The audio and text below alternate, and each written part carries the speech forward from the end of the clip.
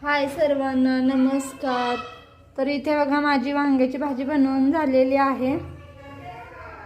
आता मी बनवते चपात्या। चपात्याचं पीठ इथं मळलेलं आहे। चपात्यासाठी मी गॅस लो केलेला आहे। मी आवरून घेते जेवण आवरून घेते। श्रीशा आणि श्री आहे बाहेर खेळत।